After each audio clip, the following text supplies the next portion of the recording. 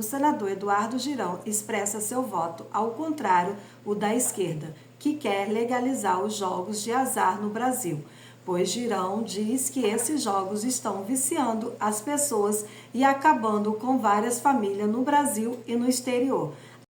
Nós temos um jornalista aqui que não pode me contestar, senador Plínio Valério, deu um destaque à trágica notícia que está chocando o mundo no dia de hoje.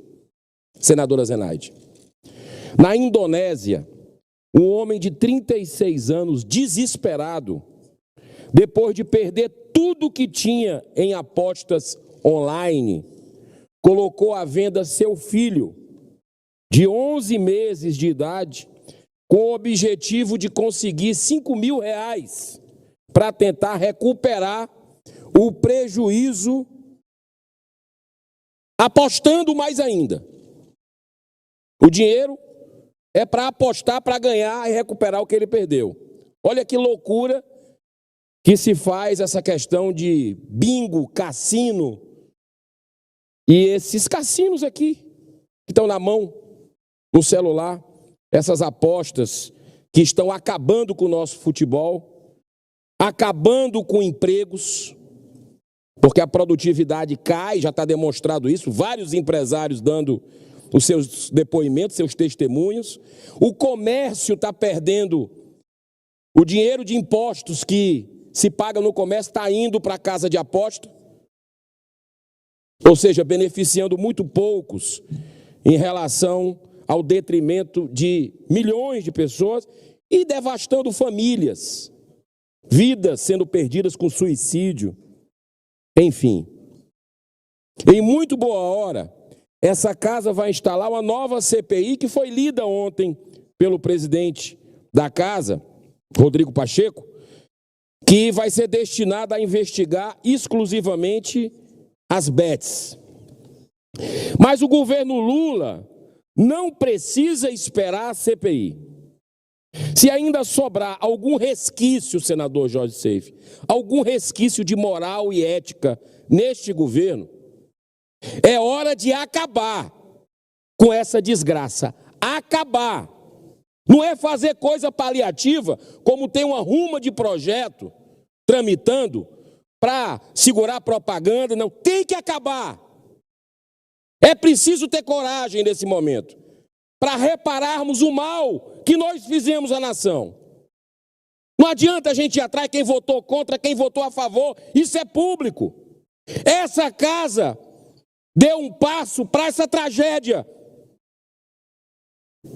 econômica, social, humanitária, que nós estamos vendo apenas, eu repito, a pontinha do iceberg, porque o endividamento em massa dos brasileiros é gigantesca e vai produzir muitos estragos ainda. Não dá para minimizar os efeitos deletérios de apostas, do jogo de azar, da jogatina. Com o mal, não pode haver tolerância. A principal razão de eu ter votado ontem contra a indicação do economista Gabriel Galípolo para a presidência do Banco Central é justamente porque numa reunião de líderes aqui no Senado, no ano passado, eu fiz sérios alertas diretamente a ele sobre os abusos e desvios e crimes cometidos no mundo de apostas esportivas. Mas ele, que era então braço direito do Fernando Haddad, do ministro, não tomou nenhuma providência.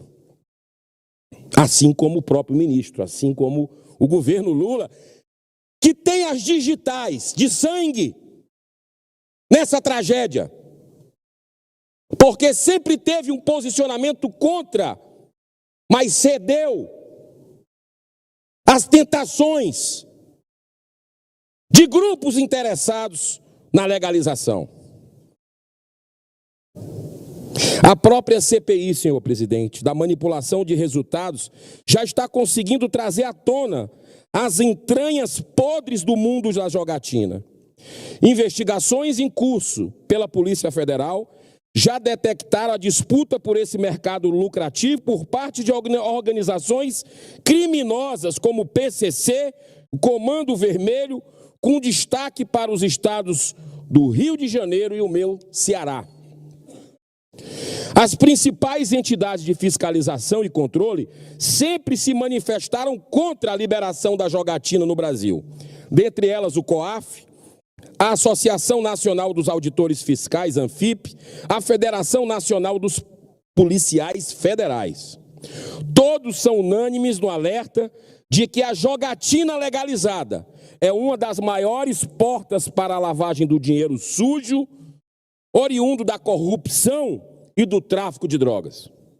O próprio Banco Central, atenção, divulgou recentemente um importante relatório demonstrando que 8 milhões de usuários do Bolsa Família gastaram mais de 11 B de bola e de índio, bilhões de reais em apostas esportivas via Pix, em 56 plataformas das bets, apenas entre janeiro e agosto desse ano. Esses gastos desenfreados atraem com força os mais jovens, aumentando ainda mais a pobreza num país onde 20 milhões de famílias são dependentes desse benefício social. Atraídos pela terrível e intensa propaganda enganosa, porque ali é uma arapuca, é uma armadilha clássica, as pessoas com aquela vontade de ficarem ricas da noite para o dia, com essa ambição, estão agora deixando de comprar o pão e o feijão para apostarem. Falta de aviso não foi. Dessa tribuna, eu disse tudo isso que está acontecendo aqui um ano atrás. É óbvio que isso ia acontecer. A Confederação Nacional do Comércio de Bens, Serviços e Turismo divulgou no mês passado um relatório apontando que apenas no primeiro semestre desse ano, 1.300.000 brasileiros ficaram inadimplentes em função do descontrole do uso de cartão de crédito em cassinos online. A CNC, que é a Confederação Nacional do Comércio, estima um prejuízo de 117 bilhões, B de bola e de índio, de reais ao ano, no comércio em função do aumento descontrolado das apostas esportivas. Aponta também que 22% da renda disponível das famílias brasileiras já está comprometida com os jogos online, com sérias consequências econômicas e sociais. Não é por acaso que R$ 127, em média, do brasileiro do Bolsa Família já estão comprometidos. E são números de meses anteriores. Só aumenta. Estatísticas mundiais mostram que em países onde o jogo de azar é legalizado, entre 1% e 5% da população torna-se viciado, um ludopata, que lá, na CID, é considerado uma doença pela Organização Mundial de Saúde, a ludopatia, que é o vício em jogo. Isso no Brasil significa entre 2 e 10 milhões de viciados. E a compulsão pelo jogo, senhor presidente, gera um aumento da criminalidade em função da busca desesperada por dinheiro para tentar recuperar o prejuízo apostando, como esse senhor aqui, matéria do Correio Brasiliense, vendendo o próprio filho, no desespero para recuperar o prejuízo. O que tem de gente se suicidando não é brincadeira. O que tem de gente se separando, casal se separando, não é brincadeira. Basta a gente conversar com as pessoas nas feiras, nas ruas, você vai ver a tragédia que isso está para o mercado, para tudo. Para encerrar, senhor presidente, é aí que vem o lado mais cruel. Depois do vício, depois de perderem tudo, incluindo o emprego e a família, vem o suicídio, que é a grande pandemia do momento. Artigo publicado pelo The New York Times mostra que entre 50% a 80% dos ludopatas já pensaram em suicídio. quando a média na população, em geral, é de cerca de 5%. Olha só, aumenta mais de 10 vezes. Só que esses casos já não são mais notícia, como foi a venda do bebê. A escalada é brutal. Eu quero encerrar esse pronunciamento que tratou de um assunto da maior gravidade. Lembrando que essa casa, e eu vou falar isso todos os dias, para o cumprimento do seu dever político constitucional e principalmente moral de enfrentar a ditadura do Poder Judiciário, faltam apenas o apoio de 5 senadores, para que tenhamos a maioria suficiente para então garantirmos a admissão do processo de impeachment de Alexandre de Moraes, que ontem, depois das eleições, claro, desbloqueou a plataforma X, cujo 22 milhões de brasileiros utilizavam. Passou mais de um mês, senador Jorge Seife. E o que me deixa estarrecido, porque era uma tragédia anunciada, e o Brasil ficou ao lado, durante mais de um mês, de Turcomenistão, China, Coreia do Norte, Venezuela, ditaduras, Cuba, Rússia, na véspera de um período eleitoral. A gente já viu esse filme. Sabe por quê, senador Jorge Seife? Primeiro, porque os poderosos querem se blindar de críticas. E segundo, porque vocês sabem, brasileiro, a verdade tem que ser dita. Os de direita, os conservadores, como falam a linguagem, têm os valores e princípios do povo brasileiro, está aí o resultado das eleições. Eles teriam muito mais conquistas se o Brasil tivesse democracia de verdade. Porque eles trabalham numa rede social bem, porque fala exatamente a linguagem, alma a alma. E essa plataforma X, diferente de outras, não tem restrição de algoritmos para beneficiar um lado ou outro. A liberdade de expressão, a livre opinião é observada nessa plataforma, que foi perseguida, que foi caçada no Brasil, justamente por não ter filtro. Então, está mais do que na hora que o Senado se levante nos 200 anos e cumpra o seu dever de abrir essa coisa do X, do bloqueio inconstitucional, é uma pontinha do iceberg das arbitrariedades que a gente viu do ministro Alexandre de Moraes.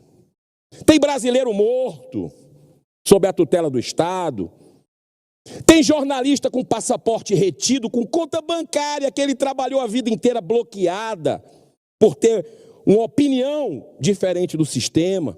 E eu vou encerrar aqui, que eu já passei do meu tempo. Mas nós temos o dever moral de restabelecermos a democracia de verdade, não a relativa do presidente Lula, que parece flertar com essa censura que existe no Brasil. Vamos continuar fazendo a nossa parte para o bem da nação. Muito obrigado. Com relação à matéria do Fantástico nesse final de semana, presidente, com relação ao depoimento que eu considero estarrecedor da ministra Aniele Franco sobre a questão aí da denúncia do assédio sexual, como aconteceu do ex-ministro Silvio Almeida. Eu tenho pedidos de informação na casa para tanto o Ministério da Casa Civil, como o Ministério da Justiça, como a AGU, para saber a que ponto o governo Lula já sabia do que estava acontecendo e não tomou as medidas. Porque em reunião, foi revelado na matéria, em reunião de ministros de Estado houve, segundo a ministra Aniele Franco, o assédio. E eu não tenho nem coragem aqui, porque é constrangedor o que foi falado por ela, o testemunho dela, o que é que teria feito o ministro do governo Lula, Silvio Almeida, dos Direitos Humanos. Então, muito importante que a gente receba as informações que eu solicitei dos ministérios. Quero pedir à presidência da Casa para agilizar o pedido de informação, para que a gente possa entender até que ponto o governo Lula encobriu, durante quanto tempo se encobriu essas denúncias que estavam ocorrendo. Inclusive, teve outra aluna que chegou também a fazer denúncia, e muitos outros casos. É que acabou de ser aprovado por unanimidade na Comissão de Assuntos Econômicos o senhor Gabriel Galípolo para a presidência do Banco Central. Eu quero declarar publicamente aqui a minha posição. Não sou da CAI, nem titular e nem suplente da Comissão de Assuntos Econômicos, mas quero deixar muito claro o meu voto contrário. Meu voto vai ser contrário nesse plenário por uma razão muito simples, tem muitas. Porque fazer promessa de como vai agir, a gente já viu de ministro do Supremo aqui, fazendo todo tipo de promessa, quando chega lá, esquece tudo que disse para os senadores.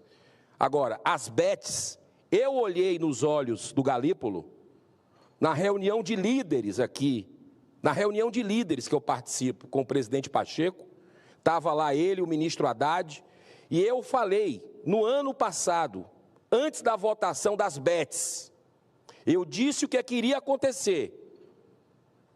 E disse, olha, é responsabilidade dos senhores. O senhor Galípolo até pegou meu nome lá, o telefone, está aqui, eu estou à disposição. Porque eu disse que os menos favorecidos seriam massacrados com isso. E não foi tomado nenhuma medida pelo Ministério, nem pelo seu Galípolo, nem pelo seu Fernando Haddad. Está aí a tragédia social. O governo do PT foi avisado.